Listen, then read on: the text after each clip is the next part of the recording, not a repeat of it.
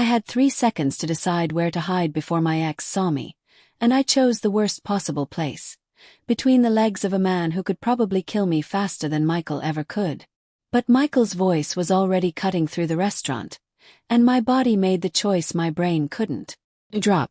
My knees hit the floor hard enough to bruise. My hands found expensive fabric, muscular thighs, the kind of solid warmth that meant safety even when it shouldn't. I pressed myself into the shadows under the tablecloth, my heart slamming against my ribs so hard I tasted copper. "Please don't move," I whispered up at the stranger whose legs I was clutching like a lifeline. "Please. I'm begging you." The legs went absolutely still. Above me a voice spoke. Low, accented. The kind of voice that didn't need to rise to be heard. Interesting. Not alarmed. Not angry. Just curious. Michael's boots thundered closer. I knew those footsteps the way prey knows the sound of a predator. 6 months of dating. 3 months of running. 1 night of watching him kick down my apartment door with a smile on his face. "Where is she?" Michael's voice boomed. "Dark hair, blue jacket, I saw her run in here."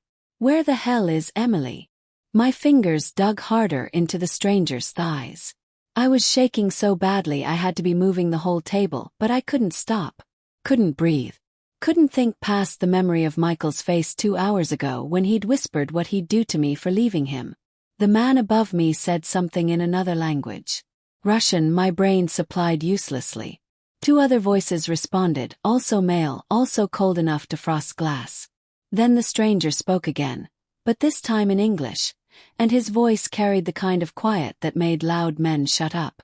"You are interrupting my dinner." "I'm looking for my girlfriend," Michael said, but I heard the hesitation creeping into his tone. Michael only hesitated when he recognized he'd miscalculated. "She just ran in here. You had to have seen her." "I see many things." Pause, deliberate and dangerous. "Right now, I see a man with 10 seconds to leave before he becomes a problem I solve permanently." The temperature in the room seemed to drop.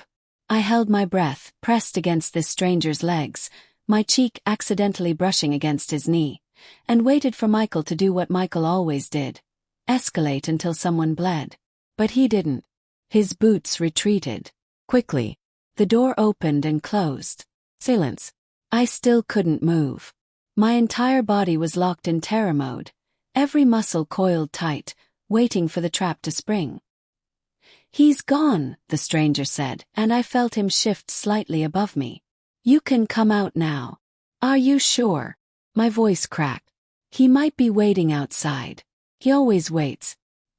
He's patient when he wants to hurt me." Another pause. Then, "Look at me." Slowly I tilted my head back. The first thing I saw were his eyes looking down at me through the gap between the table edge and tablecloth. Gray. The gray of gunmetal and winter storms. They studied me with an intensity that should have terrified me but somehow didn't. "Hey there, my wonderful friend. How's your day going? I'd love to hear your thoughts on this story so far. Drop a comment and tell me where you're watching from." "If he waits," the stranger said quietly, "I will handle it. But you cannot stay under my table all evening, though I admit the view is growing on me." Heat flooded my face. God. I was literally between a strange man's legs in the middle of a restaurant, clutching his thighs like we were intimate, and I just now processed how this looked. "I'm so sorry, I didn't mean to. I just saw your table and panicked and—" "Come here." He pushed his chair back slightly and extended his hand down to me. "Come up." An offer, not an order. I stared at that hand. Strong. Scarred knuckles. A watch that probably cost more than my entire yearly salary. This was insane. I didn't know this man. Didn't know why he'd helped me. Didn't know what he'd want in return because men like him, men with voices like that and tables and corners where they could watch everything, men who made Michael run with just words. They always wanted something in return. But Michael was outside. And this stranger's hand was steady. Took it. His fingers closed around mine, and the moment our skin touched, something shifted in his expression. His eyes widened just slightly, like I'd surprised him. Like he'd felt it too, that strange electric pull. He lifted me out from under the table with one smooth motion, his strength casual and absolute, and guided me into the seat across from him. Only then did I see the full picture. The stranger was younger than his voice suggested, maybe 32 or 33, with dark hair and a face that belonged on magazine covers, if magazine covers featured men who looked like they knew 100 ways to kill you. He wore all black, no tie. The kind of expensive simplicity that screamed power. The two men flanking him were built like enforcers. One had a scar running through his eyebrow. The other had the dead eyes of someone who'd seen too much and felt too little. I'd just thrown myself at the mercy of men who radiated danger like heat. "I'm Emily," I said, because my mother raised me to have manners even during complete mental breakdowns. "Emily Dawson. I'm so sorry, I didn't know what else to do." "Nikolai." He didn't offer a last name. Didn't look away from my face. "Tell me, Emily Dawson, how long has he been hunting you?" "Hunting. Not bothering. Not harassing. Hunting." The accuracy of that word made my throat tight. 3 months since I left him. 6 months before that trying to leave. I wrapped my arms around myself, suddenly aware I was soaked from the rain, shivering. Tonight he found my new apartment. Kicked in the door. I barely got out. Something dark moved behind Nikolai's eyes. He said something in Russian to the man with the scar, who immediately pulled out a phone and walked away. "What did you tell him?" I asked. "To send someone to your apartment." Nikolai poured wine into a glass and slid it across to me. Our fingers brushed as I took it, and again I saw that flicker in his expression. "You'll need your things. Tell me the address." "I can't ask you to." "You didn't ask. I offered." He leaned back, studying me like I was a puzzle he couldn't quite solve. "And I very rarely offer anything." I gave him my address because I was too tired to argue, too scared to go back myself, and too desperate to question why a complete stranger was helping me. He relayed it to his associate in Russian, then turned back to me. "You cannot return there tonight. Or any night until this situation is resolved." "Resolved how?" "That depends." Nikolai tilted his head slightly. "How permanent would you like the resolution to be?" The way he said it, calm and casual like he was offering me a choice of wine, made my stomach flip. "I just want him to leave me alone," I whispered. "I want to stop running. Stop being afraid every time I hear footsteps behind me or see a car that looks like his. I want my life back." Nikolai's eyes held mine for a long moment. Then he did something I didn't expect. He smiled. It wasn't a kind smile. It was the smile of a man who just made a decision that would change everything. "Then you'll stay with me." "What?" "You need protection. I have the means to provide it." He said it like it was the simplest thing in the world. "Stay in my home until your ex is no longer a threat. In exchange you continue living your life. Working. Existing. But under my watch." "Why would you do that? You don't even know me." "No," he agreed. "But I know men like him. And I know women who run." Something painful flickered across his face, there and gone. "I also know what happens when they run alone." There was a story there. A wound. But before I could ask, his phone buzzed. He glanced at it, and his expression hardened. "Your ex is in his car across the street, watching the entrance." Ice ran down my spine. "He'll wait all night," I said numbly. "He has before." Nikolai stood in one fluid motion and extended his hand again. "Then we leave through the back. My car is waiting. I can't just go home with a stranger. That's insane. More insane than hiding between my legs 10 minutes ago." That almost smile again. "You've already trusted me with your safety once, Emily. Trust me once more." I looked at his hand. At his storm gray eyes. At the two dangerous men flanking him who clearly followed his orders without question. Every rational part of my brain screamed that this was a terrible idea. But Michael was outside. My door was broken. I had nowhere else to go and $300 to my name. And something about Nikolai, Something in the way he'd protected me without hesitation, in the way he looked at me like I mattered, made me want to trust him even when I shouldn't. I put my hand in his. His fingers closed around mine, warm and certain, and I felt that pull again. Stronger this time. "Okay," I whispered. Nikolai's eyes darkened with something I couldn't name. "Okay," he repeated softly. He kept holding my hand as he led me toward the back of the restaurant. His grip gentle but unbreakable, and I realized with a strange clarity that I'd just made a choice I couldn't take back. I'd run from one dangerous man straight into the arms of another.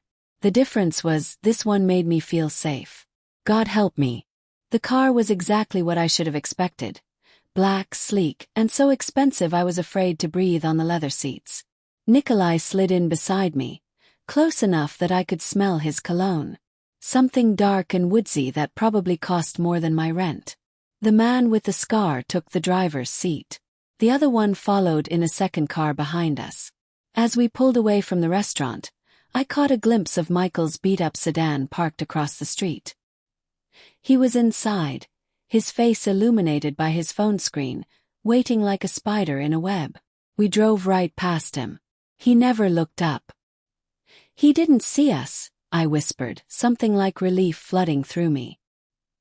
"He saw what I wanted him to see," Nikolai said. "A service vehicle leaving through the back. Nothing worth his attention." I turned to look at him. "You planned that? The exit route?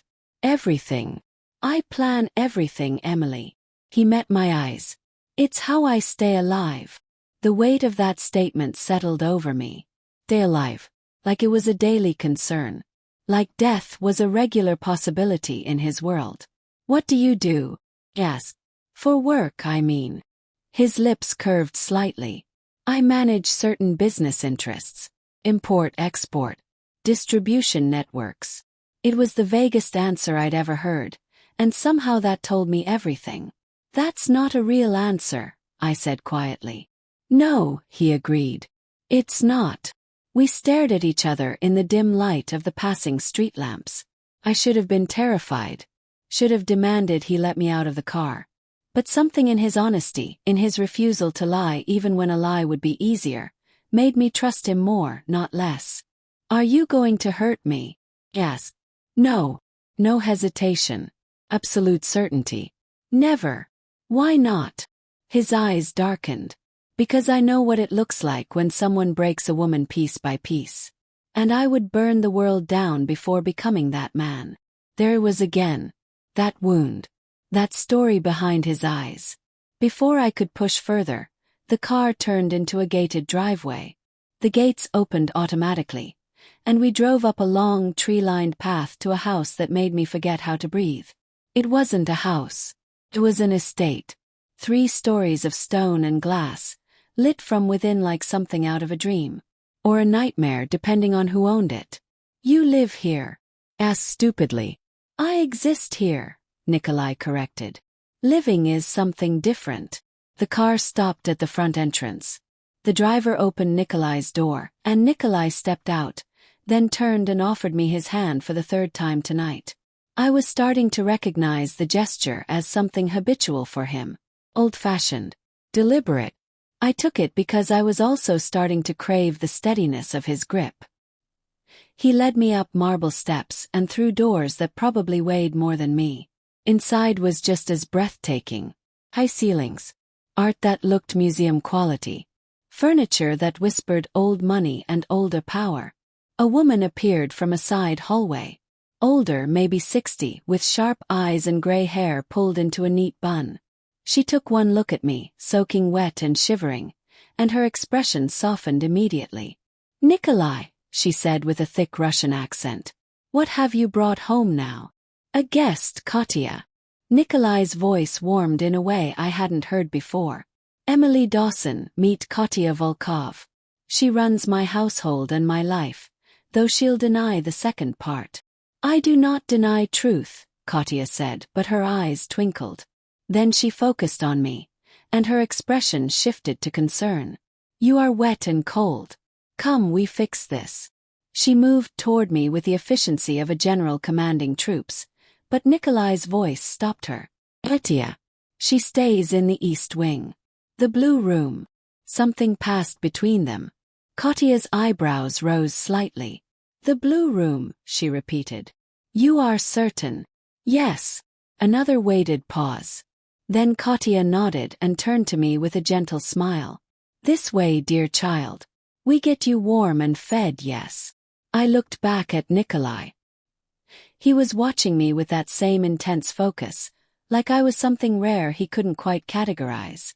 Go, he said softly. Katya will take care of you. I have calls to make. About what? His smile was razor-sharp. Your ex-boyfriend. By morning, he will no longer be a problem. The casual way he said it sent ice and heat through me simultaneously. What are you going to do to him? Nothing he hasn't earned. Nikolai stepped closer, and suddenly the space between us felt charged. Do you want to know the details, Emily? Or do you want to sleep tonight without nightmares? I should have demanded answers. Should have insisted on knowing exactly what I'd agreed to by coming here. But I was so tired, so scared. And the way Nikolai was looking at me like he'd move mountains to keep me safe, made me want to just surrender to someone else's strength for once. I don't want to know, I whispered. Something like approval flickered in his eyes. Smart girl. He reached out and tucked a strand of wet hair behind my ear. His fingers lingering against my cheek for just a moment. Sleep well, Emily Dawson. Tomorrow we discuss the terms of your stay. Then he turned and walked away, pulling out his phone, switching back to Russian as he disappeared down a hallway. Katya watched him go, then looked at me with an expression I couldn't read. Come, she said again, gentler this time. The Blue Room has not been opened in 3 years. This is important what he does for you. Why hasn't it been opened? Katya's eyes grew sad. It was his wife's favorite room. He closed it after she died. The words hit me like a punch. With a closed room now being opened for me. I can stay somewhere else, I said quickly. I don't want to. He chose this room for you, Katya interrupted. Nikolai chooses nothing by accident. If he opens this door, it means something. She led me up a sweeping staircase and down a long hallway. At the end, she opened a door to reveal a room that stole my breath. It was beautiful. All soft blues and creams, with windows overlooking gardens I couldn't quite see in the darkness. Massive bed. Fireplace already lit. Doors leading to what looked like a bathroom bigger than my old apartment. On the bed was a selection of clothes. My size. How? I started. Nikolai texted while we drove, Katya said. My granddaughter went shopping. She is fast. She moved to the bathroom. I draw you a bath. You soak, get warm. Then we talk, yes. Woman to woman. She disappeared into the bathroom, and I stood in the middle of that beautiful room, my wet shoes leaving marks on the pristine floor, and tried to process what had happened in the last 2 hours. I'd run from my abusive ex straight into the home of a Russian man who lived in a mansion, commanded obedience with a look, and had given me his dead wife's favorite room. My phone buzzed in my pocket. Somehow it had survived my panicked flight. 7 missed calls from Michael. 12 texts, each more threatening than the last. The most recent one, sent 5 minutes ago. I know you're still in the area. I'll find you. You can't hide forever. You're mine. My hands started shaking again. Then my phone buzzed with a new message. Unknown number. You're safe now. Leap. Tomorrow we ensure you stay that way. N.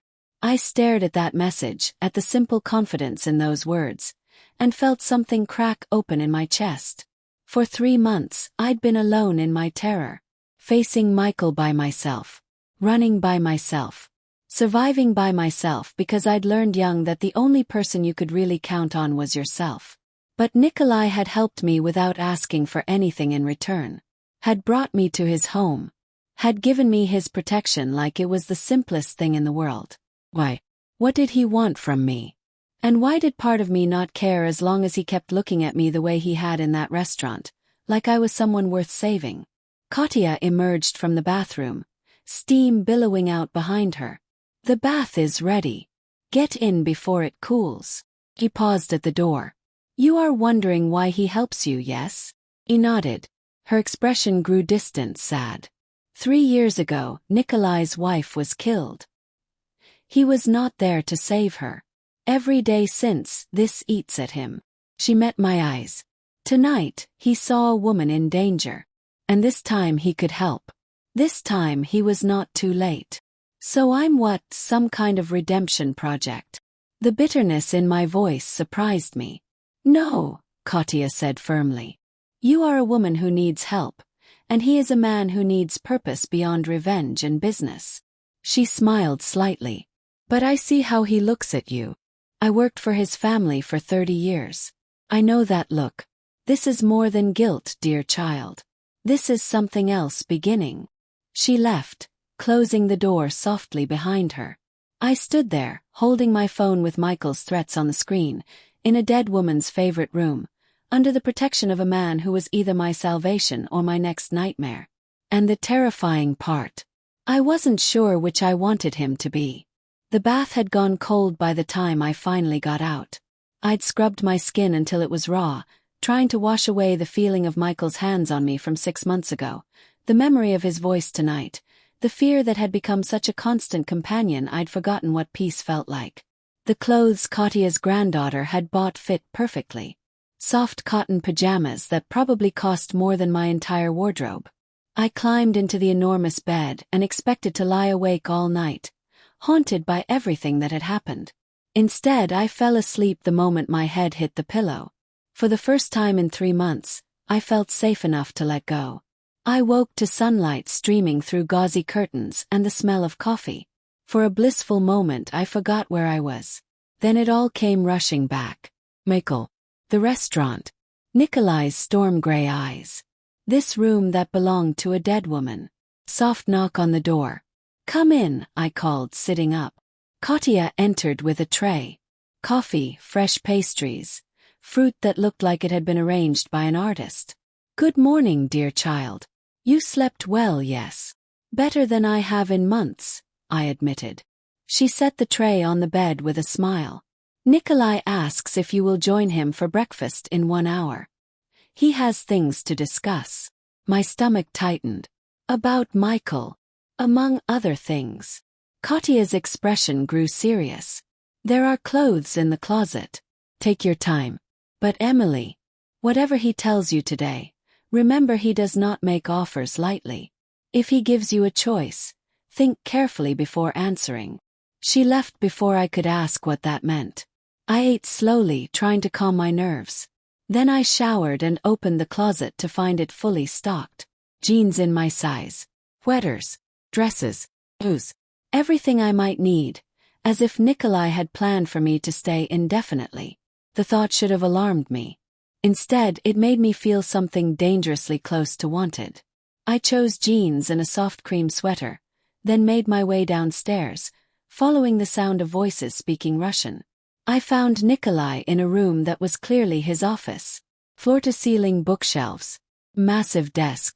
Windows overlooking the gardens I'd seen hints of last night.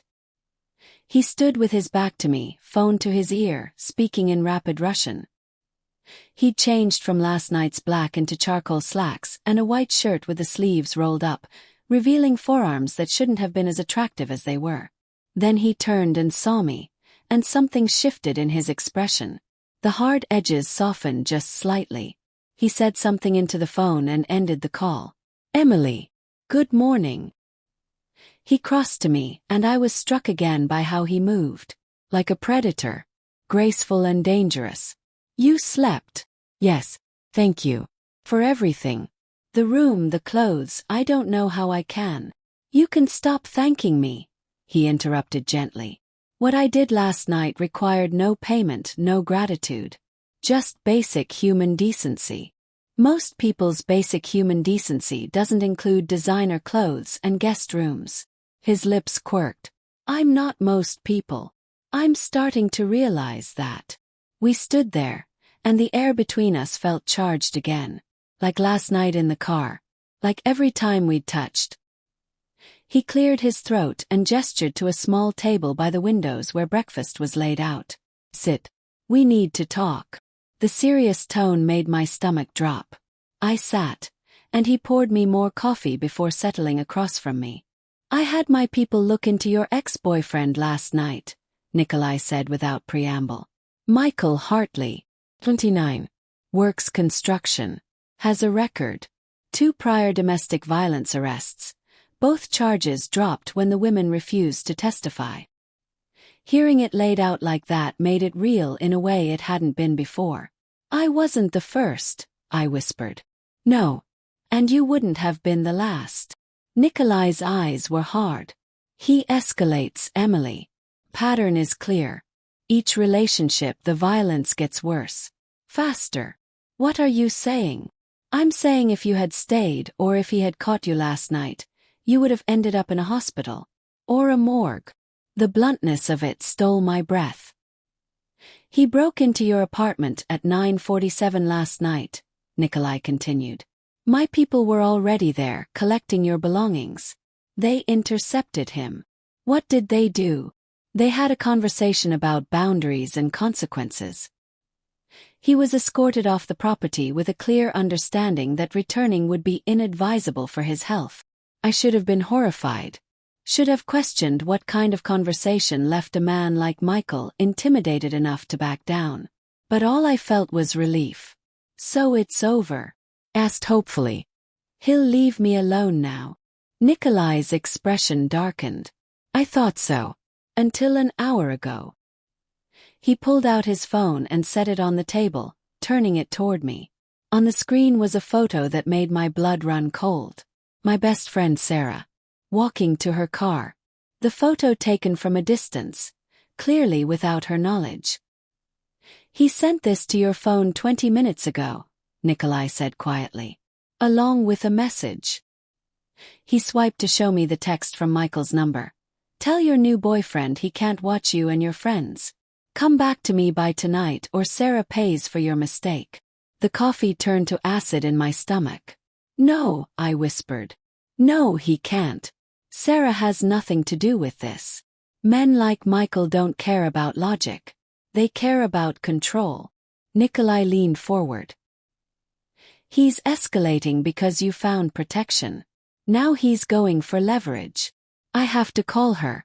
Warn her. Already done. She's being collected as we speak. I stared at him. What? I sent a team to her location 15 minutes ago. They'll explain the situation and bring her somewhere safe. Somewhere Michael can't find her. You can't just kidnap my best friend. I'm not kidnapping her. I'm protecting her. There's a difference. His voice was calm, reasonable. Would you prefer I left her vulnerable while Michael circles closer? I wanted to argue, but he was right.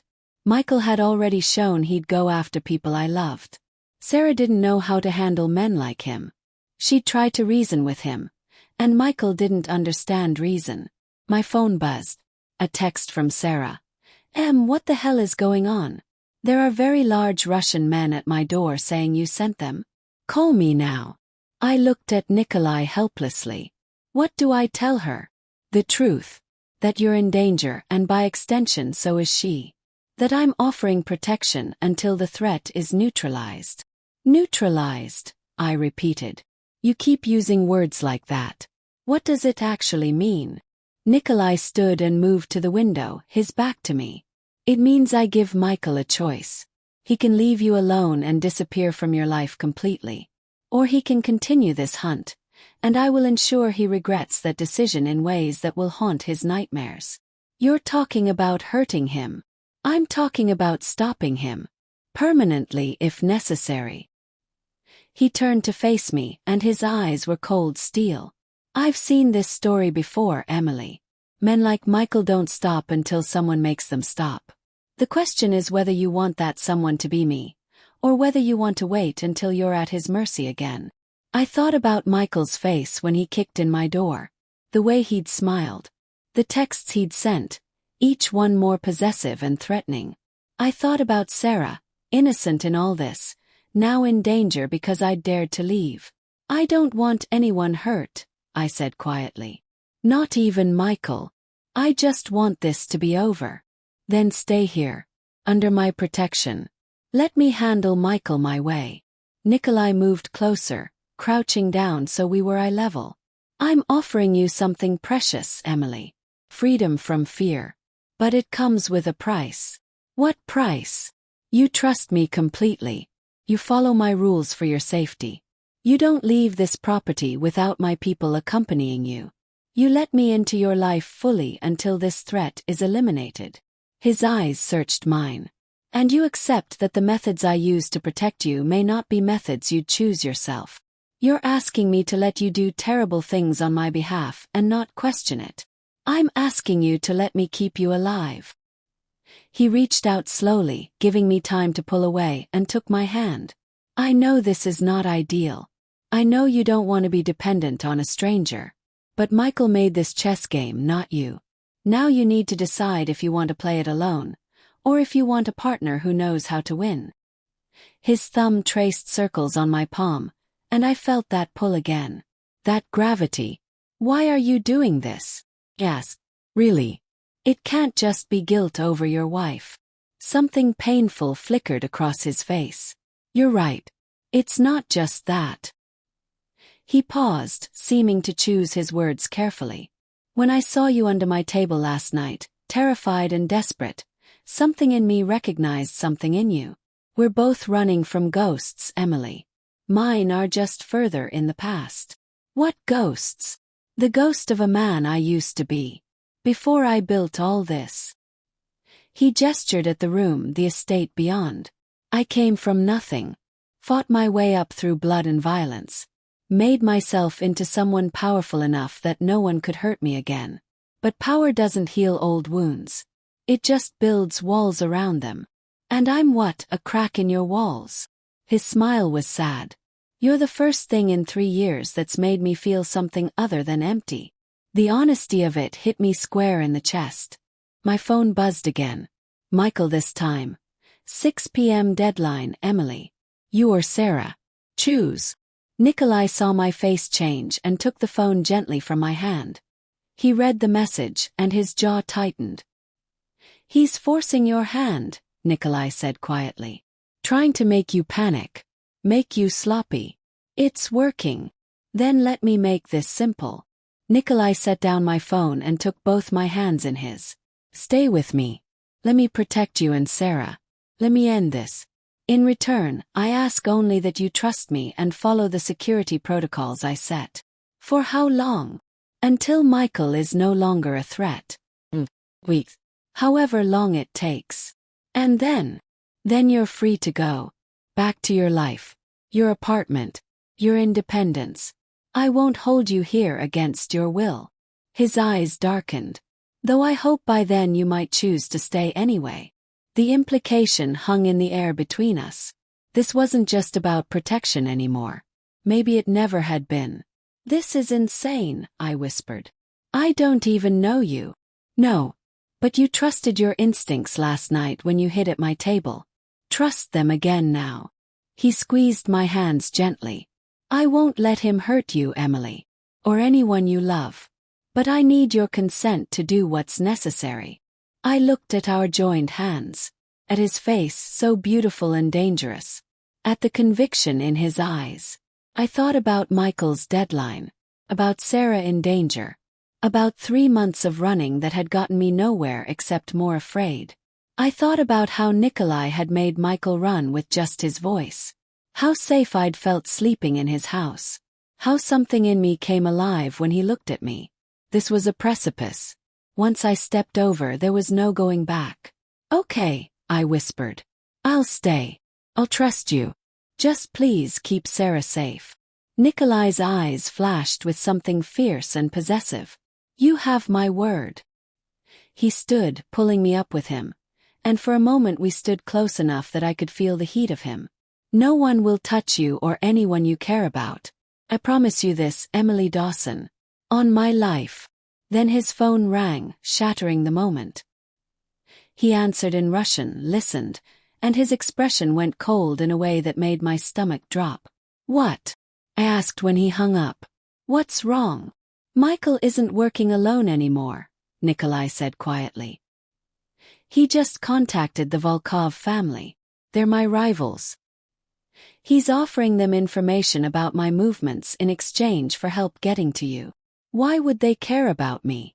Because you're in my home, under my protection, which makes you leverage. His jaw tightened. Michael just turned this from a personal problem into a professional war. The weight of that settled over me like ice. I've put you in danger, I whispered. I should leave. I should. You should do nothing except stay exactly where I can protect you. Nikolai's voice was firm. This changes the game but not the outcome. Michael made the mistake of involving my world in this. Now he'll learn why that was inadvisable. People are going to get hurt because of me. People were going to get hurt the moment Michael decided he owned you. Nikolai cupped my face gently, forcing me to meet his eyes. This is not your fault. None of it. Michael chose violence. The Volkovs chose opportunism. You chose only to survive. Don't carry guilt for other people's sins. A tear slipped down my cheek before I could stop it. He wiped it away with his thumb. His touch impossibly gentle for a man who'd just been talking about war. I'm scared, I admitted. Good. Fear keeps you careful. He leaned closer and I could feel his breath on my skin. But I need you to hear me, Emily. I have spent 3 years building an empire specifically so I would never be powerless again. So no one could take from me what matters. Michael threatened what's mine. The Volkovs are challenging my territory. They will both learn this was a mistake. I'm not yours, I whispered, but there was no conviction in it. His smile was slow and dangerous and made heat pool in my stomach. Not yet, he agreed. But you're under my protection. In my home. Trusting me with your life. That's close enough for now. Then he stepped back, the professional mask sliding into place. Katya will show you the safe room. If anything happens, you go there immediately. No hesitation, no questions. Understood. Understood. Good. He moved toward the door, then paused. Sarah will be here within the hour. You can explain everything to her together. In the meantime, stay in the house. My men are doubling perimeter security. He left, already pulling out his phone, switching back to Russian. His voice hard with command. I stood in his office, surrounded by books and wealth and evidence of a life I couldn't begin to understand, and realized what I'd just done. I'd agreed to stay in a mobster's house. To let him wage war on my behalf. To trust a dangerous man I'd known for less than 24 hours. And the terrifying part wasn't that I'd agreed. It was that some part of me wanted to. Some part of me craved the way he looked at me like I was precious. The way he touched me like I might break. The way he'd promised to keep me safe like it was the most important vow he'd ever make. I'd run from Michael's obsession straight into something that felt dangerously close to Nikolai's. The difference was, Nikolai's obsession felt like safety instead of prison. At least, that's what I told myself as I heard him in the hallway, giving orders in that cold, commanding voice that somehow made me feel protected instead of afraid. Made my choice. Now I just had to survive the consequences. Sarah arrived in a black SUV with tinted windows, escorted by 2 of Nikolai's men who looked like they could stop bullets with their bare hands. She burst through the front door like a hurricane, spotted me in the entrance hall, and crossed the distance in 3 seconds flat. What the actual hell, Emily? She grabbed my shoulders, her eyes scanning me for injuries. Russian bodyguards. Threats from Michael. You're hiding in some crime lord's mansion. Start talking. Now. I can explain. You better explain, because I just got pulled out of my morning coffee run by 2 men the size of refrigerators who told me my life was in danger because of your ex-boyfriend. Her voice was rising. Michael. The same Michael I told you to leave 6 months ago.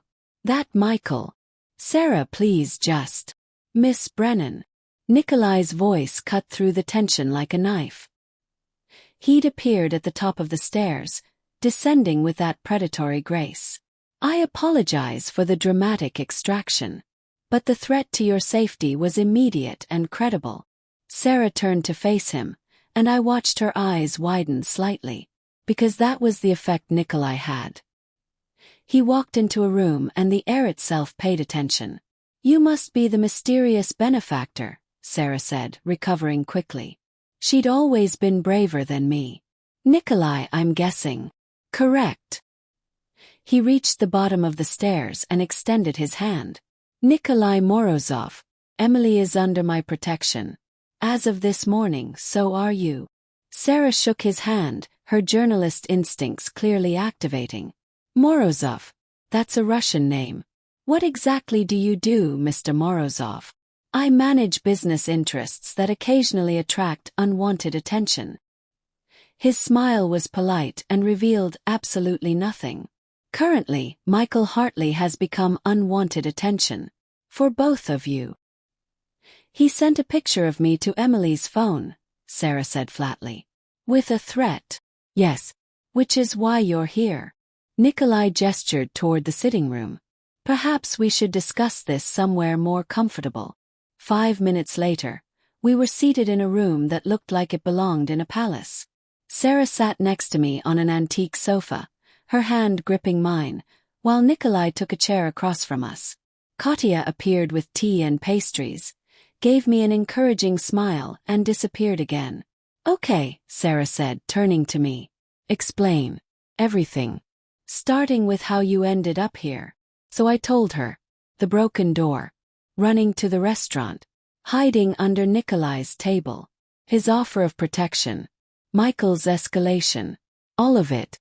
Sarah listened in silence, her expression growing darker with every sentence. "That psychotic bastard," she breathed when I finished. Why didn't you call me? I would have been in danger just like you are now," I interrupted. "I was trying to keep you out of it." "Well, that worked great," Sarah muttered. Then she looked at Nikolai. "So what's the plan? How do we stop Michael?"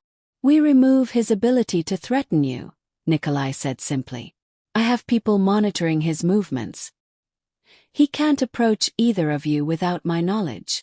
"For how long? We can't hide here forever." "No. But you can stay here until Michael is no longer a problem." Something cold flickered in Nikolai's eyes. "Which will be soon." Sarah and I exchanged glances. She'd caught the same thing I had. The implication beneath his words. "Define no longer a problem," Sarah said carefully. "He'll be given a choice. Leave the city and never contact Emily again. Or face consequences he won't enjoy." "You're talking about threatening him." "I'm talking about ensuring he understands the cost of continued harassment exceeds any possible benefit." Nikolai leaned forward. "Miss Brennan, I understand your concern. But men like Michael respond to only one language. Superior force. Reasoning with him is what Emily tried for 3 months. It didn't work." Sarah looked at me. You're okay with this?" Was I? 24 hours ago I would have said no. Would have insisted on restraining orders and police intervention and doing things the legal way. But I tried the legal way. Michael had violated 2 restraining orders. The police couldn't do anything until he actually hurt me. And by then it would be too late. "I'm tired of being afraid," I said quietly. "And I'm tired of him winning." Sarah's expression softened. She squeezed my hand. "Okay. Then I'm staying too. You're not doing this alone." "Sarah, you don't have to. You're my best friend. Where you go, I go. End of discussion." She turned to Nikolai. "I assume you have room for one more." His lips quirked. "I have 14 bedrooms. I think we can accommodate you." Something in his voice made me look at him sharply. Was that amusement? Relief? Good. Sarah sat back, crossing her arms. "Now tell me the real story. Who are you really, Nikolai Morozov? And what does Emily's presence in your home actually mean?" For a moment, I thought Nikolai wouldn't answer. Then he surprised me. 3 years ago, my wife was killed because I wasn't there to protect her. I've spent every day since building the means to ensure I'm never that powerless again. His eyes found mine. Last night I had the chance to protect someone. Took it. What it means is still being determined. The honesty in that statement made my breath catch. Sarah looked between us, and I watched understanding dawn on her face. "Oh," she said softly. "Oh, this is complicated." "Yes," Nikolai agreed. "But uncomplicated situations rarely matter." Before anyone could respond, one of Nikolai's men appeared in the doorway. He said something in rapid Russian. Nikolai's expression hardened. "Excuse me," he said, standing. "A situation requires my attention." He left, and Sarah immediately turned to me. "He's gorgeous, clearly powerful, and looking at you like you're the only person in the room. But he's also obviously dangerous. Are you sure about this?" "I'm not sure about anything," I admitted. "Except that when I'm near him, I feel safe for the first time in months. Maybe that's stupid. Maybe I'm trading one cage for another. But at least this cage has someone who looks at me like I matter instead of like I'm property." Sarah's eyes filled with concern. "You're falling for him. I barely know him." "That's not a no." I didn't have an answer for that because she was right. Something was happening between Nikolai and me. Something that felt inevitable and terrifying and necessary all at once. "Just be careful," Sarah said quietly. "Men who save you can also trap you. Sometimes it's hard to tell the difference until it's too late." Her words echoed in my mind over the next 3 days. Because Nikolai's protection turned out to be thorough, comprehensive, and suffocating in its completeness. Guards rotated shifts outside the house. Cameras monitored every entrance. No one came or went without Nikolai's explicit approval. Sarah and I were safe, yes. But we were also prisoners, even if the prison was beautiful. Nikolai himself was often gone. "Handling Michael," he said. "Managing the situation with the Volkovs." But he always returned in the evenings, and we'd have dinner together. The 3 of us at first, then just Nikolai and me after Sarah claimed exhaustion and disappeared to her room with a knowing smile. Those dinners became the center of my day. We talked about everything. His childhood in Russia, brutal and poor. My childhood in foster care, lonely and uncertain. His late wife, Anna, who'd been his first love and only soft place. My dreams of opening my own bakery someday, of creating something warm and safe. He asked questions like my answers mattered, listened like my words were precious. And slowly, carefully, I felt myself opening to him in ways I hadn't opened to anyone. On the 4th night, he found me in the library at midnight. I couldn't sleep, haunted by dreams of Michael breaking through the walls. "Emily!" Nikolai's voice came from the doorway.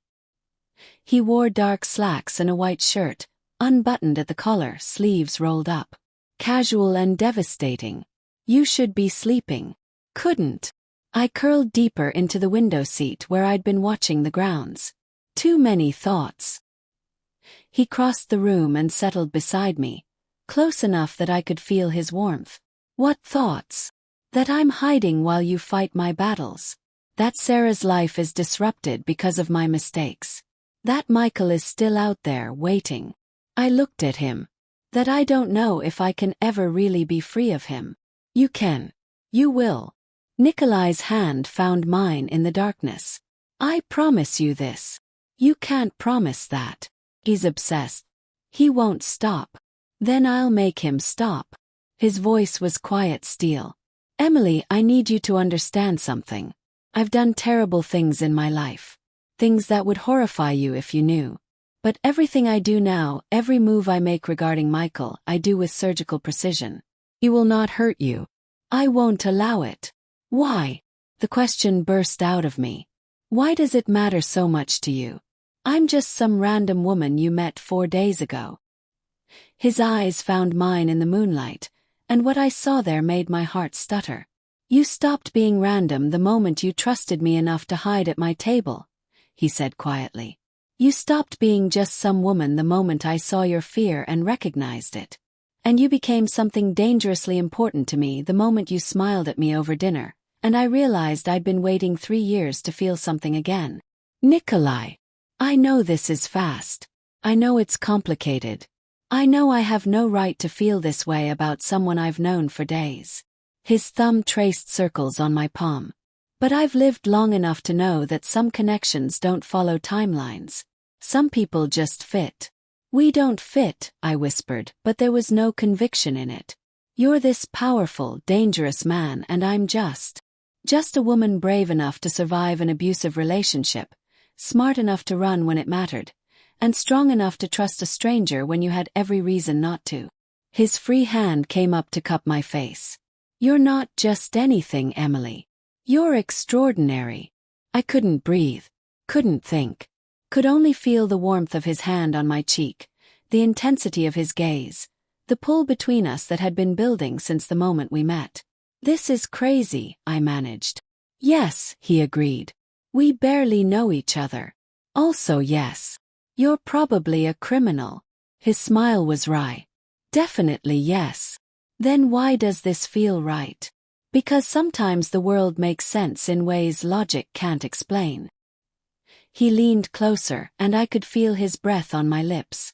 Tell me to stop, Emily. Tell me this is too fast, too much, too complicated. Tell me no and I'll walk away. I'll still protect you, still keep you safe. But I'll keep my distance. I should have said no. Should have put up boundaries. Should have protected my heart from another man who could break it. But Nikolai wasn't Michael. Michael had made me small. Nikolai made me feel seen. Michael had controlled through fear. Nikolai protected through choice. Michael had taken. Nikolai offered. Don't stop, I whispered. He kissed me. It was gentle at first, questioning, giving me space to pull back. But when I leaned into him instead, something broke loose in both of us. His hand tangled in my hair. Mine fisted in his shirt. The kiss deepened. 3 years of his loneliness meeting 3 months of my fear and creating something desperate and necessary. When we finally broke apart, both breathing hard, he rested his forehead against mine. This complicates things, he murmured. Everything about this situation is already complicated. True. His smile was soft, real. The first genuinely unguarded expression I'd seen from him. But this kind of complication I don't mind. We stayed like that for a long moment, wrapped in each other, the world outside forgotten. Then his phone buzzed. He pulled it out, glanced at the screen, and went absolutely still. What? I asked, fear spiking through the warm haze. What's wrong? Michael. Nikolai's voice was cold again, the softness gone. He just tried to break into my downtown office. My men intercepted him, but he was armed, Emily. With a gun. Ice flooded my veins. Oh God. He's escalating faster than anticipated. Nikolai stood, pulling me up with him. The Volkovs are pushing him, feeding his obsession. This is becoming unstable. What do we do? You stay here. Under guard. I'm going to end this tonight. His eyes were hard. No more warnings. No more chances. Michael made his choice. Nikolai, what are you going to do? He cupped my face, kissed me once more, hard and possessive.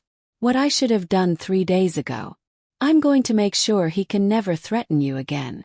Then he was gone, striding out of the library, already barking orders in Russian. I stood there, my lips still tingling from his kiss, my heart racing with fear and something that felt dangerously like love, and wondered what I'd unleashed. I found Sarah in her room, pacing. Did you hear? She asked the moment I walked in. About Michael. Yes. This is getting out of control. Maybe we should just go to the police. Let them handle it.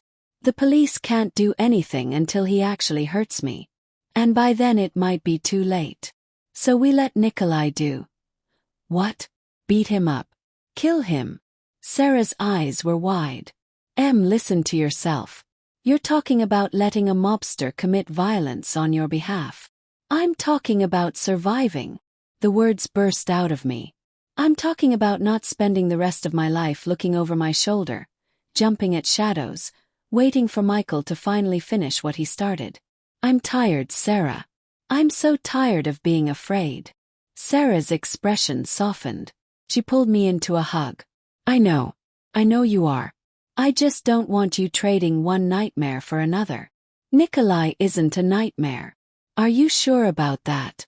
Or are you just so desperate for someone to make you feel safe that you can't see the danger in him? The question hit too close to home. Before I could answer, Katya appeared in the doorway, her face pale. Girls, come with me. Now. Something in her tone made us both move immediately. She led us down the hall, down a set of stairs I hadn't noticed before, to a reinforced door. Inside, she commanded. The safe room. Why? What's happening? The Volkovs. They're coming here. Nikolai thinks Michael told them about the house layout before he was intercepted. Katya pushed us inside a room lined with supplies, monitors, reinforced walls. You stay here until Nikolai or I come for you. No one else. Understand? How did Michael know the house layout? Sarah demanded. Katya's expression turned grim. That's what Nikolai is trying to determine. She closed the door and we heard locks engaging. Sarah and I stared at each other in the sudden silence. This is insane, Sarah whispered. I know. We're trapped in a panic room while mobsters wage war over you. I know. And you kissed him, didn't you? Nikolai. I can see it on your face. Despite everything, I felt heat rise to my cheeks. Yes, Sarah sighed. What are we going to do? Survive. Like always. We sat on the reinforced bench, and Sarah took my hand. The minutes crawled past. 10, 20, 30. Then we heard it. Gunfire. Distant but unmistakable. Sarah's hand tightened on mine. Oh God! More gunfire. Shouting in Russian. Something that sounded like an explosion. I thought of Nikolai out there, fighting because of me. Possibly dying because of me. He'll be okay, Sarah said, reading my mind. He's clearly survived worse. I wanted to believe that. Needed to believe that. The monitors in the room showed different angles of the property. I watched men in dark clothes engaging with intruders. Watched muzzle flashes in the darkness. Watched Nikolai himself, moving like death incarnate, taking down men twice his size with brutal efficiency. He was terrifying and magnificent and I couldn't look away. Then the monitors went dark. What happened? Sarah's voice was tight with panic. I don't know. Maybe they cut the power. We sat in the darkness, the only light coming from emergency strips along the floor. More gunfire. Closer now. Then silence. Horrible, complete silence. We waited. My heart hammered so hard I felt sick. Finally, footsteps outside the door. The locks disengaging. Stay behind me, I told Sarah, positioning myself between her and the door. Opened. Nikolai stood there, blood on his shirt, a cut on his cheek, but alive. Oh. Relief hit me so hard my knees went weak. It's over, he said. They're gone. I crossed the distance and threw my arms around him, not caring about the blood, needing to feel that he was real and safe. His arms came around me immediately, holding me tight. You're okay, I breathed against his chest. You're okay. I'm okay. His voice was soft in my hair. You're safe. That's all that matters. Sarah cleared her throat behind us. So, what happened? Nikolai pulled back slightly, but kept one arm around me. The Volkovs sent a team to test our defenses. They won't make that mistake again. His expression was cold. I made sure they understood the cost of targeting what's mine. There was that word again. This time I didn't argue. And Michael? Yes. In custody. My custody. Nikolai's jaw tightened. He gave the Volkovs information about this house in exchange for their help getting to you. That ends now. What are you going to do with him? Nikolai's eyes met mine, and I saw the question there. The choice he was giving me. What do you want me to do with him? It was the first time anyone had ever asked me that. What I wanted. What I needed. Not what the law required or what was right or what was merciful. What would make me feel safe. I want him gone, I said quietly. I want to never have to think about him again. I want him to disappear from my life so completely it's like he never existed. Nikolai nodded slowly. Then that's what will happen. Without killing him, I added. I don't want his blood on my conscience.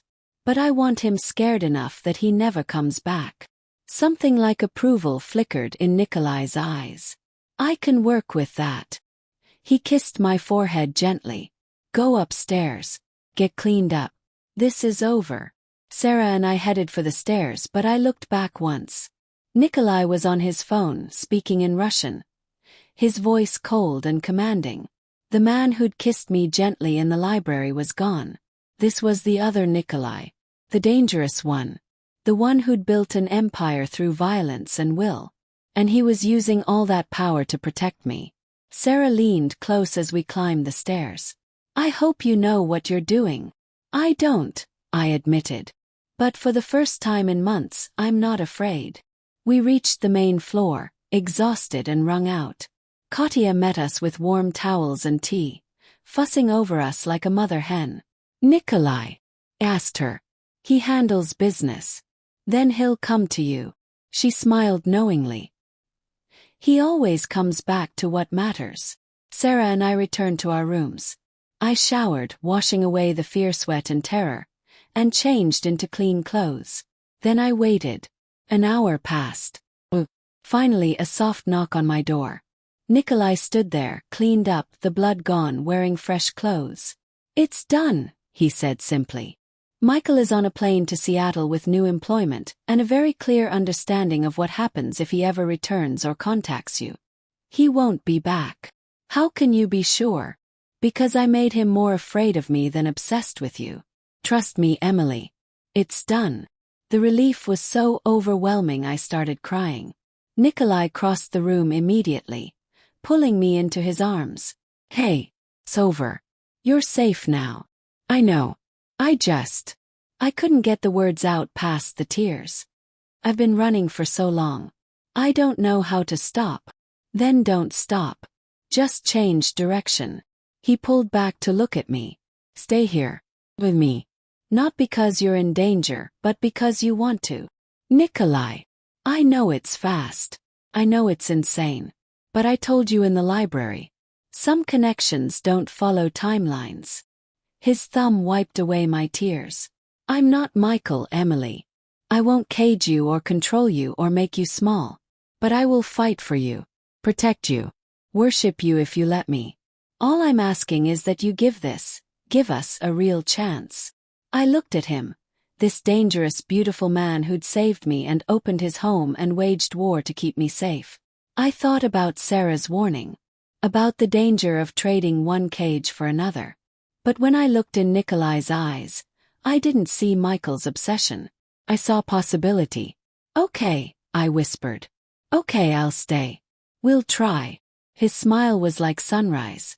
He kissed me again, slower this time, sweeter, full of promise.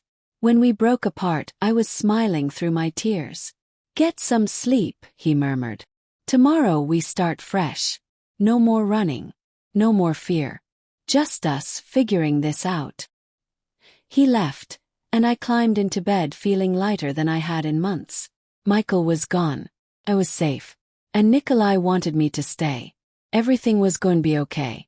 I fell asleep with that thought cradling me like a promise.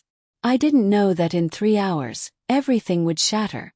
I didn't know that the man I was starting to trust had been keeping the most devastating secret of all. And I didn't know that Michael wasn't the real threat. That honor belonged to someone much, much closer. I woke to screaming. Sarah's voice, shrill with terror, coming from somewhere downstairs. I was out of bed and running before my brain fully caught up, my heart already hammering, adrenaline flooding my system. The hallway was chaos. Guards running. Shouting in Russian. Katya emerging from her room, her face pale. Stay back, she commanded, but I was already at the top of the stairs. Below, in the entrance hall, Sarah stood frozen. 3 men surrounded her. Not Nikolai's men. Strangers. One had a gun pressed to her temple. Emily! Sarah's voice broke. I'm sorry, I'm so sorry, I just went down for water and they were already inside. Quiet. The man with the gun was older, maybe 50, with cold eyes and a cruel mouth. He looked up at me and smiled. There she is. The girl who started a war. Nikolai appeared from the side hallway, flanked by 2 of his men. He was already dressed despite the early hour, and something about his lack of surprise made my stomach drop. Volkov. Nikolai's voice was ice. Breaking into my home. Threatening guests under my protection. Bold moves for a dead man. Bold moves for a man with leverage. Volkov pressed the gun harder against Sarah's head, making her whimper. Call off your dogs, Morozov. We need to talk. All of us. Nikolai's eyes flicked to me, then back to Volkov. Some silent calculation happening behind that cold gaze. Let the blonde go. Emily and I will hear what you have to say. No deal. I keep my insurance until I'm safely out of here. Volkov gestured with his free hand. Living room. Your men stay here. We moved like pieces on a chessboard. Sarah with a gun to her head. Volkov's 2 other men flanking her. Nikolai and me walking ahead into the living room where we'd had tea just yesterday. Felt like a lifetime ago. Sit, Volkov commanded. Nikolai sat on the sofa, his posture relaxed, but I could see the tension in his shoulders. I sat next to him, and his hand immediately found mine. Grounding, reassuring, or possessive. I was starting to lose track of which. Volkov pushed Sarah into a chair across from us, keeping the gun trained on her. Do you know why I'm here, Emily? Volkov asked conversationally. Because you're a psychopath who breaks into people's homes? His smile widened. Because you're valuable. Not for who you are, but for what you represent. I don't represent anything. Oh, but you do. You represent Nikolai Morozov's weakness. His first emotional attachment in 3 years. The crack in his armor. Volkov's eyes gleamed. Do you have any idea what that's worth in our world? Cold dread seeped into my bones. You used Michael, I said slowly, understanding dawning. The escalation. The threats. You pushed him to be more aggressive. You gave him information about Nikolai's office. About this house. You wanted me to need protection so Nikolai would. So Nikolai would do exactly what he did. Take you in. Make you matter to him. Give me the leverage I needed. Volkov looked at Nikolai.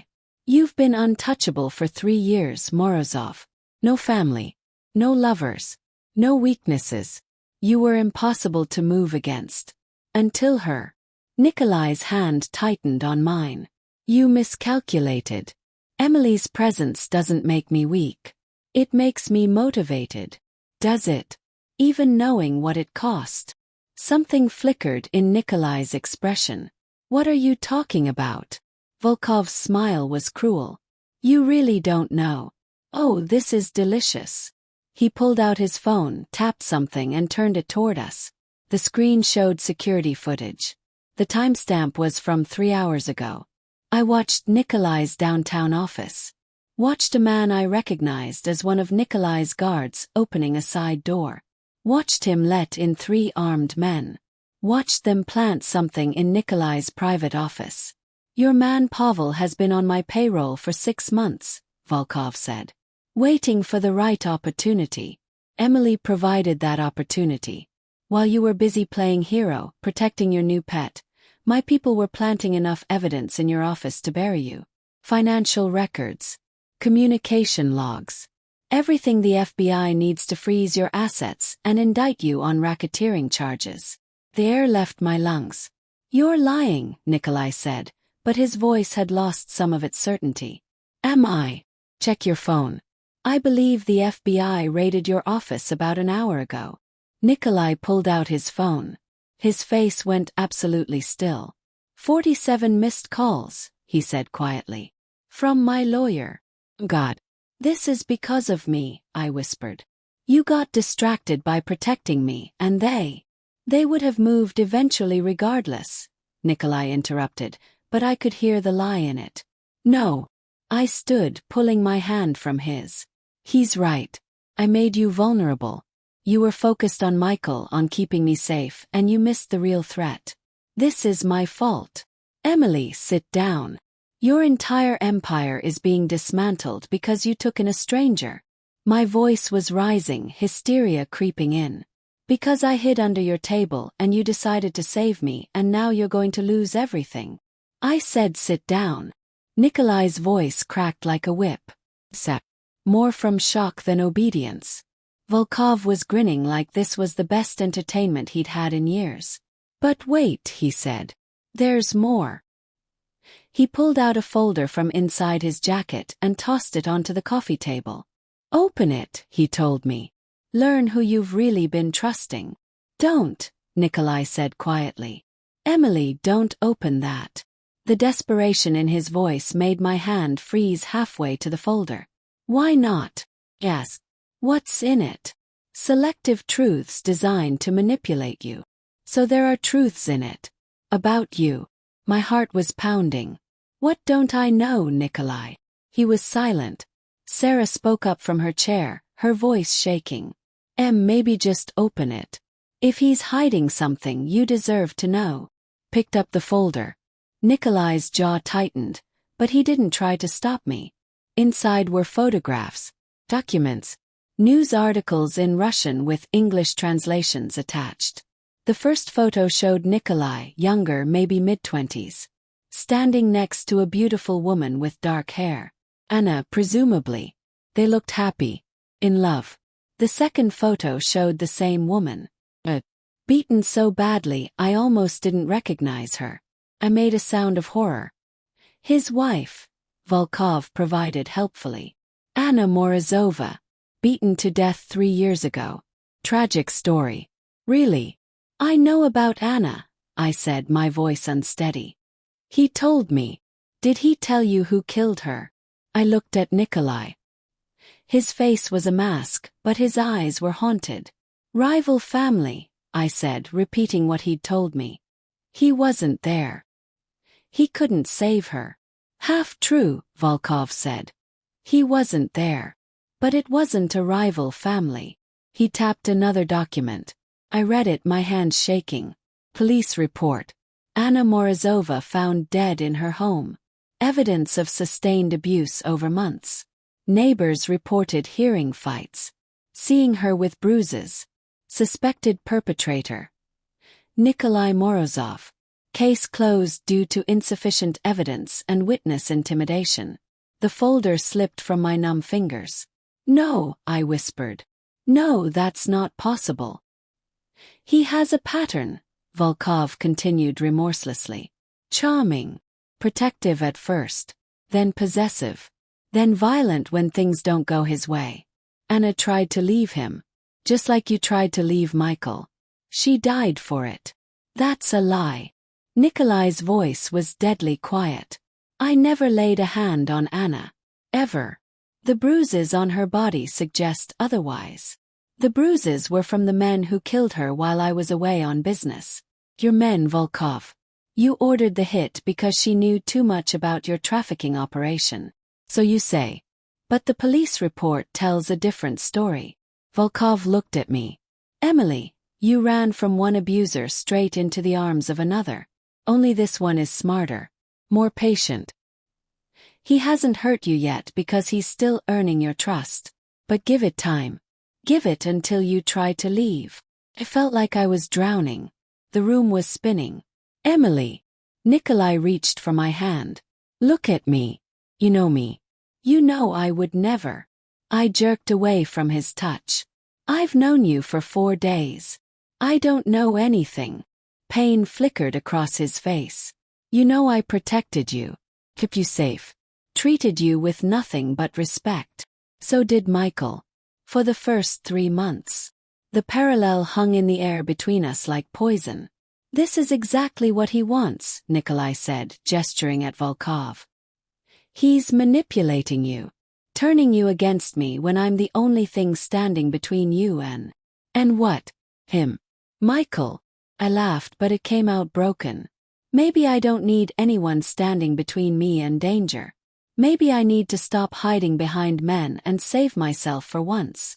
Emily. Was any of it real? I asked, hating how my voice cracked. Or was Sarah right? Was I just so desperate to feel safe that I couldn't see I was trading one nightmare for another? Before Nikolai could answer, his phone rang. He glanced at it, and his face went white. I need to take this, he said. By all means, Volkov said magnanimously. Answer it. Nikolai answered, listened, and I watched whatever color remained in his face drain completely. When? He asked. Was. How bad? Another pause. I'm on my way. He stood, and for the first time since I'd met him, Nikolai Morozov looked shaken. Katya's been shot, he said. Someone broke into the East Wing. She confronted them. She's alive but critical. They're taking her to the hospital now. Horror crashed over me. Katya. Kind, gentle Katya who'd taken care of me like I mattered. Who? Managed. We don't know yet. Nikolai looked at Volkov. This conversation isn't over. But I need to. Go, Volkov said. I've made my point. Emily knows the truth now. What she does with it is her choice. He stood, gesturing to his men. We'll see ourselves out. If Katya dies, Nikolai started. You'll what? You're about to be indicted, Morozov. Your assets are frozen. Your empire is crumbling. You're in no position to threaten anyone. Volkov smiled. Enjoy the fall. He left, taking his men with him. Taking the gun away from Sarah's head. Sarah ran to me immediately, pulling me into a hug. Are you okay? No, I said numbly. No, I'm really not. Nikolai was barking orders in Russian, coordinating security, preparing to leave for the hospital. But he stopped and looked at me. I have to go to Katya. But Emily, we need to talk about what Volkov said. None of it. Just go, I interrupted. Katya needs you. I need you to believe me. I never hurt Anna. I would never hurt you. I don't know what to believe anymore. I wrapped my arms around myself. 4 days ago, I thought Michael would never really hurt me either. I'm clearly not a good judge of character. Something broke in his expression. When I get back, he said quietly, we'll talk. Really talk. I'll tell you everything about Anna. About my past. Everything you want to know. But right now, I need to make sure Katya survives. He left, taking most of his men with him. Sarah and I stood in the sudden silence of the living room. We need to leave, Sarah said immediately. This is insane. The FBI is coming. Volkov was here. Someone shot Katya. This whole place is a war zone. Where would we go? Anywhere. My apartment. Hotel. Out of the city. She grabbed my shoulders. You can't stay here. Not after what we just learned. We don't know if it's true. The police report could have been fabricated. Volkov could be lying. Or Nikolai could be lying. Sarah's eyes were desperate. Listen to yourself. You're defending a man you've known for 4 days against evidence that he killed his wife. This is exactly what abuse victims do. They rationalize. They excuse. I know. The words exploded out of me. I know, okay? I know this looks bad. I know I'm probably being an idiot. But when I'm with Nikolai, I don't feel afraid. Feel seen. And I don't know if that's real or if I'm so broken that I can't tell the difference anymore. Tears were streaming down my face. Sarah pulled me into another hug, and I sobbed against her shoulder. I don't know what's real, I whispered. Michael made me doubt myself so much that I don't trust my own judgment anymore. And now Nikolai is either my savior or my next abuser, and I can't tell which. Then we leave, Sarah said firmly. We get out of here. Go somewhere safe. Figure it out from a distance without all this chaos. She was right. I knew she was right. But the thought of leaving, of walking away from Nikolai, felt like tearing out part of myself. Which was exactly how I'd felt about Michael in the beginning. God. One of Nikolai's remaining guards appeared in the doorway. Young guy, maybe 25. He looked nervous. Miss Dawson. I need to ask you something. What? Did you go into the East Wing tonight? Into the Blue Room? No. I was asleep until Sarah screamed. Why? He exchanged glances with another guard. Because whoever shot Katya went straight to your room. They were looking for something. Or someone. Ice ran down my spine. What are you saying? I'm saying the break-in was targeted. Someone wanted access to you specifically. Katya must have interrupted them. Sarah's hand found mine and squeezed tight. Volkov. Yes. Volkov was here when it happened. He has an alibi. The guard shifted uncomfortably. We're trying to figure out who else would want to. His phone buzzed. He answered, listened, and his face went pale. Understood. Yes, sir. He hung up and looked at me with something like pity. That was Nikolai. He says to tell you Michael wasn't on the plane to Seattle. The room tilted. What? Michael Hartley. He never boarded. He's been missing for 3 hours. We don't know where he is. Everything Nikolai had promised. Everything he'd assured me was handled. Michael was gone. I was safe. It was over. All lies. Or all failures. I didn't know which was worse. He's here, I heard myself say. Michael is here. He shot Katya trying to get to me. We don't know that. I know it. My voice was rising toward hysteria. This is exactly what Michael does. He waits. He plans. He comes back when you think you're safe. Oh God, Katya could die because of me. Nikolai's losing everything because of me. This is all my fault. Emily, breathe. Sarah was in front of me, hands on my face. Listen to me. None of this is your fault. Not Michael. Not Volkov. Not any of it. Then whose fault is it? Because people keep getting hurt and the common denominator is me. Sound from the hallway. The step. All 3 guards immediately drew weapons, positioning themselves between us and the door. The footsteps got closer. A figure appeared in the doorway. Michael. He looked terrible. Wild-eyed. Disheveled. And holding a gun. Hello, Emily, he said, his smile wide and wrong. Did you miss me? Sarah screamed. The guards shouted commands. Michael raised the gun. And I realized with horrible clarity that Nikolai had been wrong. You couldn't solve obsession with threats or fear or superior force. Because obsession didn't respond to logic. It only responded to possession or death. And Michael had clearly decided which one he wanted. 4 days, Michael said, his voice eerily calm. You've been playing house with that Russian bastard for 4 days while I've been going insane. Do you have any idea what you put me through? Michael put down the gun. My voice was surprisingly steady. This doesn't have to end badly. You're right. It doesn't. His smile widened. It ends with you coming home with me. Where you belong. Where you've always belonged. The guards were flanking him now, weapons trained. Lower your weapon, one commanded. Now. Michael didn't even look at them. His eyes were locked on me. Tell them to back off, Emily. Or I start shooting. Maybe I start with your blonde friend here. He swung the gun toward Sarah. No. I stepped forward, hands raised. Don't. Please. I'll talk to you. Just don't hurt anyone else. Emily, no, Sarah hissed. But I was already moving toward Michael, slowly, carefully. That's my girl, Michael said approvingly. See. You remember how this works. You do what I say, and no one gets hurt. I was 3 feet away now. Close enough to see the manic gleam in his eyes. Close enough to smell the alcohol on his breath. I've been planning this for weeks, Michael said, almost conversationally. The Russian thought he was so smart sending me away. But I got off that plane in the next city. Came right back. Because you're mine, Emily. You'll always be mine.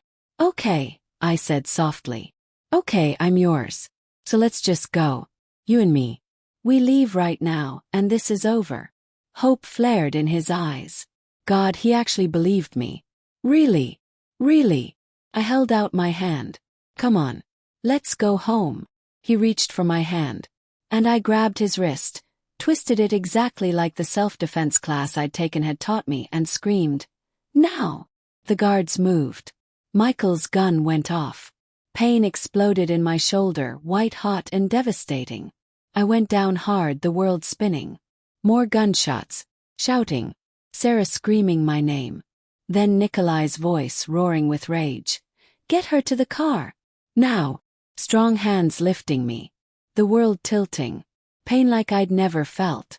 I caught a glimpse of Michael on the floor, not moving, blood pooling beneath him. Dead or unconscious, I couldn't tell. Then I was in a car, Nikolai's face above me, his hands pressing against my shoulder. "Stay with me," he was saying. "Emily, stay with me. You're going to be fine. You're going to be fine." But his face was white with terror, and I could feel blood soaking through my shirt. "Katya," I managed. "Is she? She's in surgery. She'll make it. You'll both make it." His hands were shaking. "You have to make it. Emily, please. Can't lose someone else. Not like this. Not you." The desperation in his voice should have reassured me. Instead, all I could think about was Anna. Had he held her like this while she bled? Begged her to stay with him? Made promises he couldn't keep? Was I just repeating her story? "I don't know if I can trust you," I whispered. Pain flickered across his face, worse than any physical wound. "I know. But trust this. I will not let you die. I will burn the world down before I let you die." The world was going dark at the edges. "That's what I'm afraid of," I managed. Then everything went black. I woke to the smell of antiseptic and the sound of machines beeping. Hospital. I was in a hospital. My shoulder throbbed with a deep, bone-aching pain, but I was alive. "You're awake." Nikolai's voice, rough with exhaustion. I turned my head to find him sitting beside my bed, still in the blood-stained shirt from last night. Or this morning. I had no idea how much time had passed. "Katya?" asked, my throat dry. "Alive. Recovering 2 floors up." Relief flooded his face. The bullet missed anything vital. "She'll be okay." "Michael." His expression hardened. "Dead. He was shot by my security when he fired at you." I should have felt something. Grief, guilt, relief. But all I felt was empty. "So it's finally over," I whispered. "Yes." Nikolai leaned forward, his hand hovering near mine but not quite touching, like he wasn't sure he had the right anymore. "Emily, about what Volkov said. About Anna. I need you to hear the truth. I don't know if I can trust whatever you tell me." "I know." He pulled out his phone, tapped something and turned it toward me. "So I won't tell you. I'll show you." On the screen was a video. Security footage, the timestamp from 3 years ago. I watched a younger Nikolai leave a house. Watched him get into a car and drive away. Watched 3 men approach the house 30 minutes later. Volkov was one of them. Watched them break in. "I protect this family. You are family now." Katya looked pointedly at Nikolai. "She stays, yes. If she wants to," Nikolai said. "I want to," I confirmed. Sarah looked between us, worry written on her face. Are you sure? After everything?" "No. But I'm sure enough to try." I squeezed her hand. "And I need you to be okay with that. You're my best friend. Your opinion matters." Sarah studied Nikolai for a long moment. "If you hurt her, you'll have my permission to kill me yourself," Nikolai finished. "I'll even provide the weapon." Despite everything, Sarah laughed. "I think I'm starting to understand why she likes you." She looked at me. "Okay, we'll try this. But I'm staying close. Someone needs to keep you both sane." "You'll stay here?" asked hopefully. "In the estate?" "Are you kidding? That place has a library the size of my apartment and a chef who makes these little pastry things that are basically heaven. I'm never leaving." He grinned. "Plus, someone needs to document this insanity for the memoir you're definitely writing someday." Nikolai's phone buzzed. He glanced at it and smiled. "My lawyer. The charges are being dropped. The prosecutor found significant evidence of tampering." What about Volkov? Asked. Arrested an hour ago. Turns out when you threaten a federal witness and plant evidence in an FBI investigation, they take that personally. His smile was satisfied. He'll be away for a very long time. Relief washed over me. So it's really over. All of it. All of it, Nikolai confirmed. He stood, leaning down to kiss my forehead. Rest. When you're ready, we'll go home. Home, I repeated, testing the word. It didn't feel like a cage. Felt like a choice. 3 weeks later, I stood in Nikolai's kitchen, flour on my hands, teaching him how to make the perfect croissant. You have to fold it exactly right, I instructed, demonstrating. See. Like this. He attempted it. Failed spectacularly. This is humiliating, he muttered. I've negotiated international deals. I speak 4 languages. I cannot defeat bread. I laughed, the sound easy and genuine. It takes practice. Try again. He did, this time under my careful guidance, my hands over his. Better, I said. He turned in my arms, backing me gently against the counter. You know what I'm actually very good at? What? This. He kissed me, slow and deep and perfect. We'd been taking things slower, just like I'd asked. Real dates, long conversations, therapy sessions for both of us. Building trust brick by brick instead of demanding it all at once. But moments like this, when he looked at me like I was his entire world, made the slow burn worth it. I love you, he said against my lips. My heart stopped. What? I love you, Emily Dawson. I know it's too soon. I know we're still figuring this out. But I've known since the moment you trusted me enough to hide at my table. And I'll wait however long it takes for you to believe it. Tears pricked my eyes. I'm not ready to say it back yet. I know. That's okay. But I think I'm getting there. I touched his face. Ask me again in a few months. His smile was brilliant. I'll ask you every day until you're ready. Sarah walked in, saw us, and immediately turned around. Nope. Still too much happiness. It's disgusting. I'll be in the library eating my feelings in pastry form. We laughed as she disappeared. Katya appeared next, moving slowly but healing well. Dinner in 1 hour. Don't burn my kitchen down with your romance. No promises, Nikolai called after her. When we were alone again, I looked up at him. This dangerous, beautiful man who'd saved me and let me save myself. Who'd given me space to heal and time to trust. Thank you, I said quietly. For what? For not being Michael. For being patient. For letting me find my own strength again. You always had that strength. I just gave you a safe place to remember it. I pulled him down for another kiss. This one full of promise and possibility and something that felt dangerously close to love. 4 days had changed my life. 4 weeks had changed my heart. And for the first time in longer than I could remember, I wasn't afraid of what came next. I was just ready to live it. Outside the window, the sun set over the estate gardens, painting everything gold. Inside, surrounded by the smell of baking bread and the warmth of Nikolai's arms, I finally felt something I'd thought I'd lost forever. Frozen. Not because a man gave it to me, but because I'd fought for it, survived for it, and finally believed I deserved it. The rest would come in time. For now, this was enough.